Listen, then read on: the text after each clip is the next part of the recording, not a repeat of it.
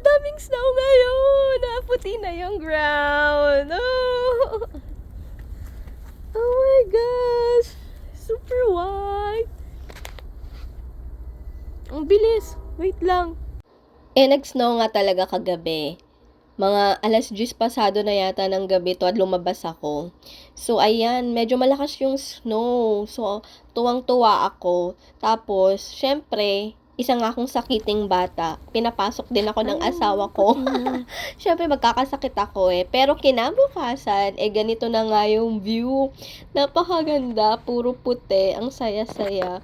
O, diba? Minadali ko ngang magbihis kasi nga gusto kong magpa-picture dyan sa snow na yan. Kaya, ayun. Pero nagkape pa ako bago ko lumabas. Tuwang-tuwa ako. Napakaganda ng paligid pala. Pag super white, yung ganyan, ang ganda. Pangarap ko lang din talaga dati na makakita ng snow. Pero eto na nga. Syempre, pangarap ko ng isang bata na magkaroon ng snow. Syempre, maglalaro siya. Ayan. Isang bata nga na naman ang masaya dahil nga ang pangarap niyang snow ay natupad. O, diba? So, ayan. Super saya ko lang yan.